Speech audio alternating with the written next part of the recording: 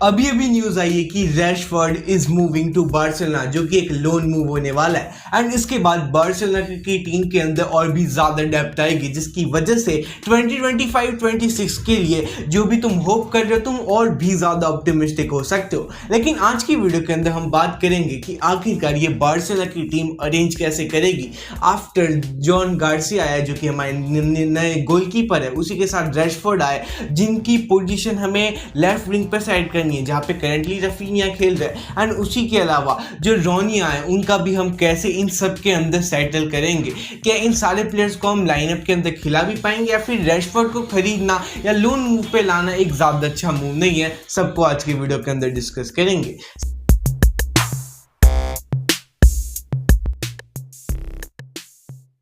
पहले हम बात करते हैं ये मूव कैसा था। अगर बात करें रैशफोर्ड की कमिंग टू बार्सिलोना, ये काफी ज्यादा ऑब्वियस था क्योंकि र्यूमर्स इसके चल रहे थे मैनचेस्टर यूनाइटेड को नहीं खिलाना था रैशफोर्ड को। एंड अब जो ये साइनिंग हुई है इसके अंदर एक और चीज है कि अगर रैशफोर्ड अच्छा खेलता है तो बार्सिलोना उन्हें खरीद सकती है end of the season in 40 million. मतलब हमारे लिए विन विन सिचुएशन है। रैशफोर्ड को लेना रिस्की भी नहीं हुआ एंड काफी ज्यादा सेंसिबल मूव भी हो गया क्योंकि अगर रैशफोर्ड को तुम खरीद लोगे एंड में अगर वो अच्छा खेलता है तो खरीद भी सकते हो, अगर नहीं खेलेगा तो लोन मूव है, वापस जाए वो मैनचेस्टर यूनाइटेड के अंदर। लेकिन रैशफोर्ड एक ऐसा प्लेयर है जो तुम्हें तरफ पेस लाएगा, जो तुम्हें बहुत ज्यादा फास्ट लाएगा, जो बहुत ज्यादा अच्छी प्रेसिंग कर सकता है एंड रैशफोर्ड के अंदर पोटेंशियल बाकी ये हम सबको पता है। इसी वजह से अगर रैशफोर्ड को लेफ्ट विंग पे अच्छे से यूटिलाइज करना आ गया बार्सिलोना एंड हांसी फ्लिक को, तो ये टीम काफी ज्यादा अच्छे से एक्सेल कर सकती है। लेकिन अब बात करते हैं कि हमारी लाइनअप सेटल कैसे होगी।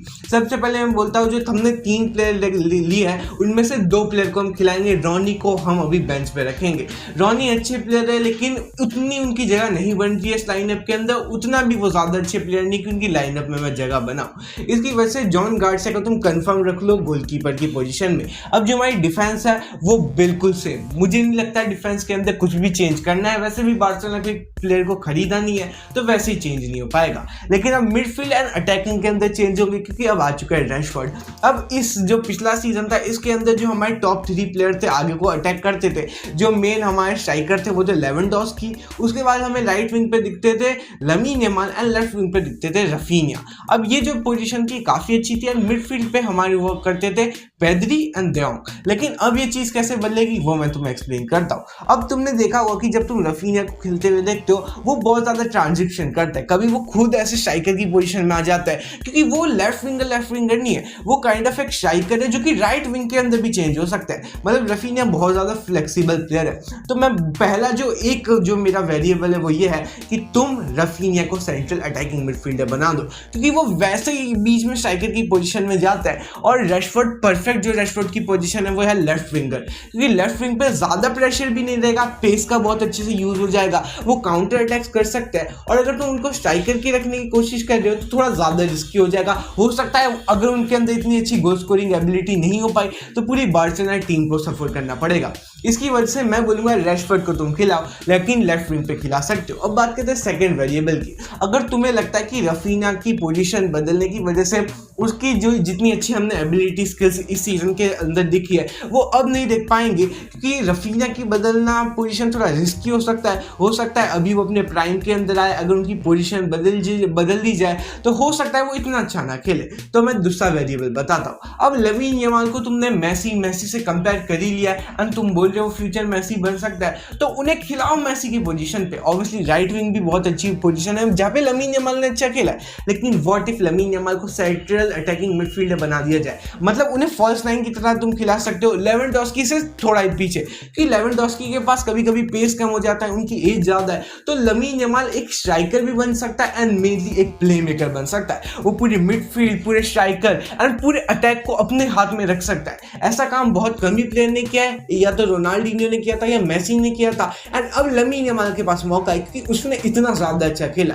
ये बहुत ज्यादा रिस्की मूव है क्योंकि अगर लामिन यामाल ने किसी भी मैच में चोक किया तो ऐसा हो सकता है कि पूरी ही टीम चोक कर जाए। लेकिन मुझे लगता है ये बहुत अच्छा सेंसिबल मूव हो सकता है अगर हांसी फ्लिक इसे अच्छे से अडेप्ट कर सके तो, क्योंकि मुझे लगता है लेवेंडोस्की के पीछे तुम ला सकते हो यहाँ पे लामिन यामाल को एंड लेवेंडोस्की का कभी कभी सब्स्टिट्यूशन हो जाता है टोरेस के साथ। तो जब ऐसा होता है तब लामिन यामाल को तुम राइट विंग पे लाओ, लेकिन मेन इनमें तुम राइट विंग पे रख सकते हो तुम रैशफोर्ड को। वैसे अगर रैशफोर्ड को राइट विंग पे रखोगे तो वो बेस्ट ऑप्शन नहीं है, इसलिए मैं बोलूंगा तुम रफीनिया को राइट विंग पे रखो एंड रैशफोर्ड को लेफ्ट विंग पे रखो, ये मेरे लिए बेस्ट ऑप्शन है। मैं बोलूंगा लेफ्ट विंग पे आ जाएंगे रैशफोर्ड, स्ट्राइकर पे आ जाएंगे लेवेंडोस्की, और उसके बाद जो राइट विंग है उसके अंदर रफीनिया आ जाएंगे एंड बीच में central attacking midfielder false nine की पोजीशन में रख दो लमीन यमाल को एंड ये पोजीशन परफेक्ट होगी। पेड्री एंड डेयोंग के साथ भी लमीन यमाल लिंक कर पाएंगे एंड उनके तीनों प्लेयर से लिंक हो जाएंगे, तो लमीन यमाल की जितनी अच्छी पासिंग है, जितनी अच्छी स्किल्स है, वो पूरे गेम को कंट्रोल कर सकता है, जैसे लाइक टोनी क्रूस ने किया हुआ रियल मैड्रिड के अंदर, उन्होंने किया था प्रीवियसली।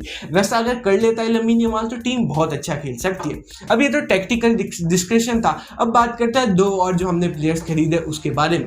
सबसे पहले जॉन गार्सिया की बात करूं, मुझे लगता है जॉन गार्सिया को तुम्हें गोलकीपर की तरह रखना ही चाहिए, बहुत ज़्यादा अच्छा प्लेयर है एंड अगर अभी तुम उसे नहीं खिलाओगे तो क्यों ही तुमने उसे बाय किया। एंड वही हमारे इस पूरे ट्रांसफर विंडो की सबसे बड़ी बाय थी जिसपे सारे फैंस ने अपनी नजरें रखी हुई थी एंड अगर तुमने उसे खरीदा है, इतनी होप बढ़ाई दी है, तो अब उसे खिलाओ एंड होप करो वो अच्छा खेले एंड उसे तुम गोलकीपर की पोजीशन पे रखोगे। अब बात करें रोनी की, मुझे लगता है इस बंदे को तुम बेंच पे बिठा दो, ये काफी अच्छा सुपर सब हो सकता है कि कोई भी प्लेयर अच्छा ना खेले, कभी कभी डेयोंग फॉर्म में नहीं होता तो रोनी को लाया जा सकता है। अगर लेवेंडोस्की बिल्कुल अच्छा नहीं खेल पाए तो भी मुझे लगता है स्ट्राइकर की पोजीशन में तुम रोनी को ला सकते हो, और जो टोरेस भी है, तो इसकी वजह से टीम में डेप्थ बढ़ेगा। क्योंकि हमने देखा पिछले साल के अंदर हम चैंपियंस लीग सिर्फ इस रीजन से आ रहे थे क्योंकि हमारी टीम में डेप्थ नहीं था, कुछ प्लेयर इंजर्ड हो जाएंगे अगर, तो बहुत ज़्यादा प्रॉब्लम क्रिएट हो सकती है। इसकी वजह से मैं बोलूँगा टीम के अंदर डेप्थ लाना पड़ेगा एंड अगर तुम बोल रहे हो कि रैशफोर्ड को बेंच पे रखना है तो भी वो मैं अच्छा